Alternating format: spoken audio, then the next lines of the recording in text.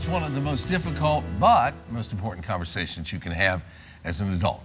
Talking to your parents about their finances and their financial future. Local money expert Bryan is here with some tips on how we can constructively have that conversation when the time comes. Hi, JB. Hi, Cheryl. Hi, Bill.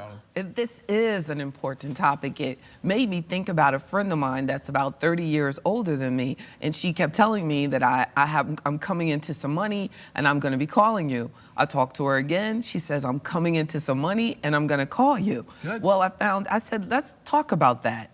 And I found out she was being scammed and had been sending in deposits to a lottery that was saying that she was a winner of a lottery, but you need to send in these tax payments and send this in.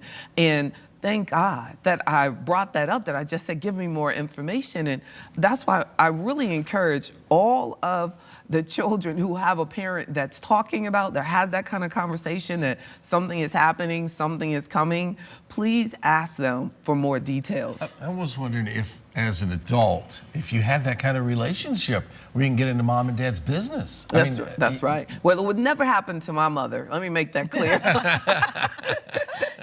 She would not, but there are so many people. There was one lady on CBS, and she was sharing a story about she gave $300,000 to someone that she had met and talked to online through a dating service, and they said they needed surgery, and she started sending them money. So, and the children were not conscious of $300,000. Wow. But that's the thing. It's like it's so hard to have that conversation about money because you don't want to get into their business, and a lot of times, you know, that's the hardest conversation you can have is talking about money. So what are some of the signs we should be looking for if we're not, you know, accessing their bank accounts, that something's going on? I'm glad you asked, because let's look at what they may be buying, or things that are sending, say they just purchased a big mink coat or some sort of luxury items repeatedly. That's a sign that their judgment is changing. And then you want to find out, how did you pay for that? What is going on? And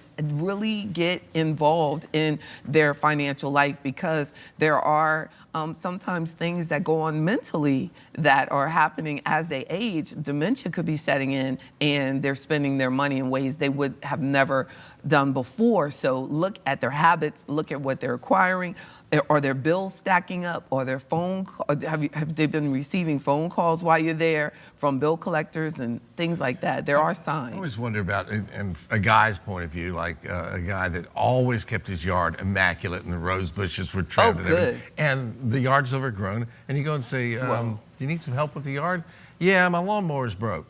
Well, how come you didn't get it fixed? That's right. Yeah. Or this is the person that would have purchased a new one immediately. Yeah, gone out, because that yard was not going to look bad. Wow. Yeah. Very good sign, and it may mean that you need to find different living arrangements for them, because they may physically not feel up to even paying bills or cutting the grass anymore, and they're relying on you to be that person to ask, is everything okay, because you usually cut the grass. Right, because we're really talking about two different levels of things. One is that if they don't have the financial means to pay their bills and they're getting behind. True. The second is if they're having some mental debilitation and really can't take care of their bills. So that's two different things kind of that we're talking about. Very good point. And scammers. Because in many situations, especially with this research, is showing that parents really are mentally fine, but they don't have the money. I'm glad you pointed that out. They don't have the money to pay their bills, so their children are helping them. So you're right. They could have everything mentally fine, physically fine, but they don't have the money. Signs of that is being behind on the bills, or actually saying, I don't have the money. You might think that they're joking. Can you lend me money? And that opens up a whole nother conversation. That's right. So get all of the documentation together. If they ask for help, say that I need to get more involved, though. Don't just give them the money and back off, but say, can I see your statements? Can I look at the transactions? Can I get your sign-in information?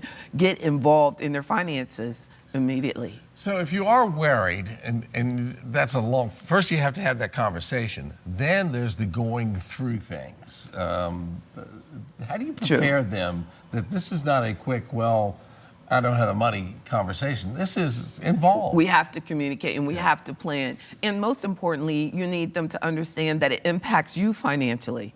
They put that name out with the sandwich generation, and some people are, where they're raising their children, college is approaching, but they have aging parents who need financial help too. So your parents have to empathize or understand that you want to help them, but it's going to involve them including you in their financial decisions going forward so that you can plan your financial life as well. Is this the step where we maybe go ahead and make a legal step and do a power of attorney? Oh, very good point. You'll need that because if all of a sudden they can't write their own checks, you need to be able to sign those checks for them to take care of their financial matters. So definitely set up the power of attorney, get the will updated. You may need to be added onto the banking accounts as well.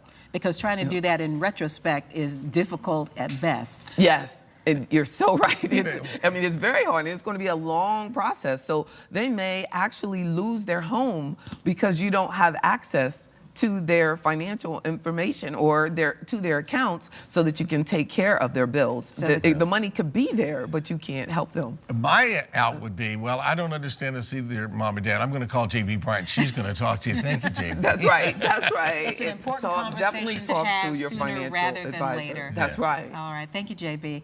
Thank you. And you can get more of JB Bryan's expertise with their free weekly money seminars and webinars. We'll put a link to more information on our website. Just go there by early this afternoon to WTBR.com/VTM and plan to have that conversation sooner rather than later.